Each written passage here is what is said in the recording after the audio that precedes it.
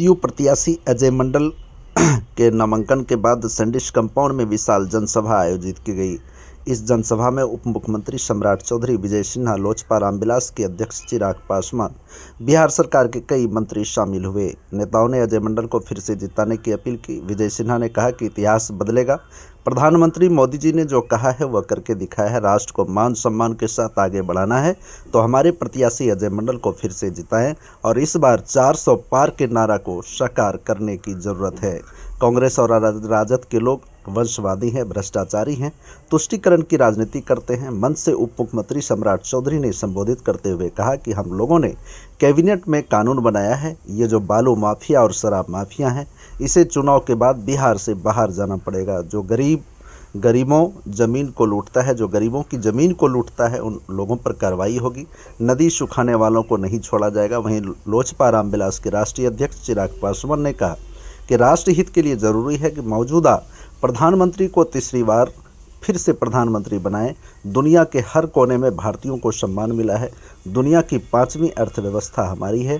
अगले 5 सालों में तीसरी बड़ी अर्थव्यवस्था बनाने का आने वाले संकल्प लेने वाले लोगों की जमात है। इतिहास बदलेगा। देश के प्रधानमंत्री नरेंद्र मोदी जी ने जो कहा था वो किए हैं। आज एक राष्ट्र श्रेष्ठ राष्ट्र की बात उन्होंने कहा नहीं, करके दिखाया।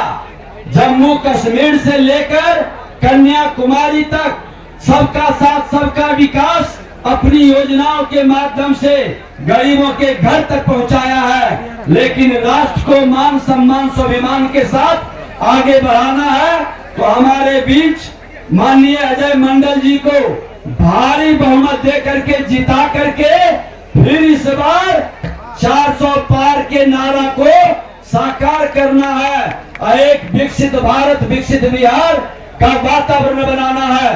देश के प्रधानमंत्री नरेंद्र मोदी जी और बिहार के माननीय मुख्यमंत्री नीतीश कुमार जी लगा कि बिहार को आगे बढ़ाना है और आगे बढ़ाने के लिए एनडीए ही सबका साथ सबका विकास कर सकता है। ये भाव को लेकर के आगे चला है। जो विपक्ष में बैठा है ये कांग्रेस और राजद के लोग, ये लोग सिर्फ परिवारवादी है, वंशवादी है, भ्रष्टाचारी है, तुष्टीकरण की राजनीति से समाज को विभाजित करने वाले लोग हैं। सबको साथ लेकर सबका विकास नहीं कर सकते। इसलिए हम आग्रह करेंगे कि सब लोग मिलकर के आज मोदी जी की गारंटी पर विश्वास करें।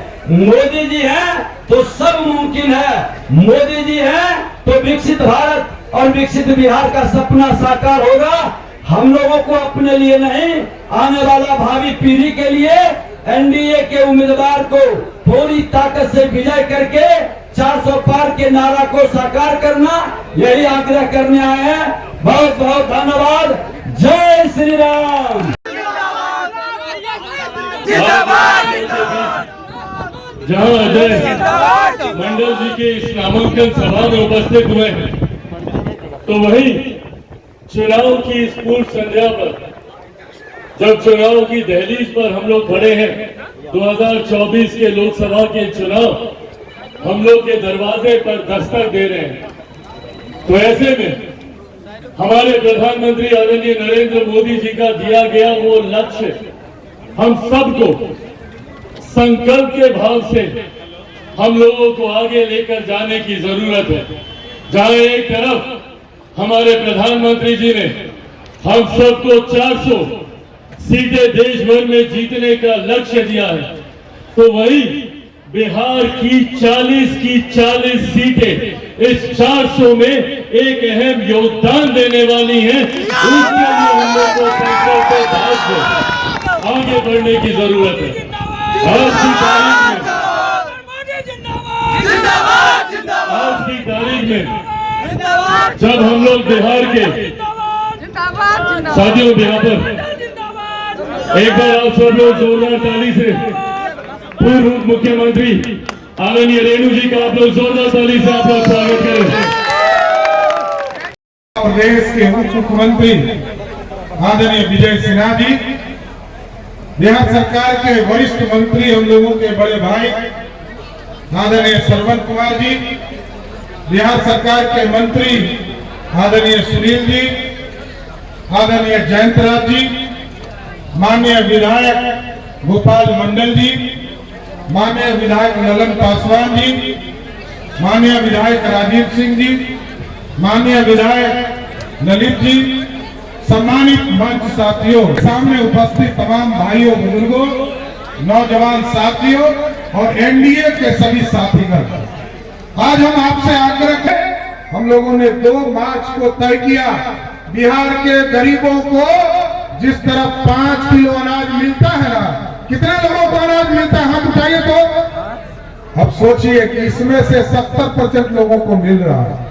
उसी तरह बिहार के 14 करोड़ की आबादी में लगभग 10.5 करोड़ लोगों को भारत के प्रधानमंत्री आदरणीय नरेंद्र मोदी जी और बिहार के मुख्यमंत्री आदरणीय नीतीश कुमार जी ने 1 करोड़ 21 लाख परिवार को देश के यशस्वी प्रधानमंत्री नरेंद्र मोदी जी ने और 58 लाख परिवार को बिहार के मुख्यमंत्री आदरणीय नीतीश कुमार जी के सहयोग से बिहार में तय किया है, जिसको 5 किलो अनाज मिलेगा उसको 5 लाख तक का जो इलाज है वो सरकार कराने का काम करेगी। साथियों, आपको बीमारी पड़ने पर जो हमारी बहनों को गहना बेचना पड़ता है, हमारी माँ बहनों को अपना जमा पूंजी निकालना पड़ता है, वो सारे बंद हो जाएंगे। अब सिर्फ आग्रह एक ही है, 15 दिनों में तो 2 करोड़ लोगों का आयुष्मान भारत कार्ड हमने बनवा दिया। अब हम आपसे आग्रह करेंगे, अब पूरी तरह जिसको 5 किलो अनाज मिल रहा है, आप लोग पीडीएस के दुकान पर नेशनल फूड सिक्योरिटी एक्ट के तहत जिसको 5 किलो अनाज मिल रहा है, आप जन वितरण प्रणाली के दुकान पर, सीएससी सेंटर पर या किसी भी कंप्यूटर वाले ज्ञान वाले बच्चे के पास जाकर अपना आयुष्मान कार्ड निकलवा लीजिए। आपका इलाज की व्यवस्था गरीबों की चिंता करने वाला मोदी और नीतीश है। साथियों, यही हम आग्रह करेंगे। और साथ ही साथ एक चीज और तय है साथियों, ये माफियाओं पर काम होना है। अभी हम लोगों ने यहाँ पर हमारे वरिष्ठ मंत्री सब लोग यहाँ बैठे हैं, हम लोगों ने कैबिनेट में भी कानून बनाया और बिहार के विधानसभा से भी माननीय कई विधायक हमारे यहाँ उपस्थित हैं। ये जो बालू माफिया, शराब माफिया और जमीन माफिया है, इसको हर हालत में चुनाव के बाद या तो बिहार से बाहर जाना पड़ेगा, नहीं तो जेल के अंदर बंद होना पड़ेगा। ये स्पष्ट है साथियों, क्योंकि अभी पक्षपात का आरोप लग सकता है जिलाधिकारी पर, लेकिन ये कानून हम लोगों ने बना दिया। ये जो माफिया है, बालू माफिया, जो पूरी नदी को सूखने का काम कर रहा है, जो सर गरीबों के बीच में शराब बेचने का काम कर रहा है और जो गरीबों का जमीन लूटता है, उन सब लोगों पे कार्रवाई करने की जरूरत है। इसलिए हम सभी लोगों से आग्रह करेंगे साथी कि आज नरेंद्र मोदी जी के नेतृत्व में भारत बढ़ रहा है और दुनिया में ठीक कहा आदरणीय चिराग जी ने, आज दुनिया में जहां आप 2014 में आपने जब नरेंद्र मोदी जी की सरकार बनाई थी साहब, तो 14 में हमें 11वें स्थान पर आर्थिक व्यवस्था में थे। आज जिस अंग्रेजों ने 200 वर्ष तक हम पर राज किया, उसको हराकर, उसी अंग्रेज को हराकर हम 5वें स्थान पर पहुंच गए हैं।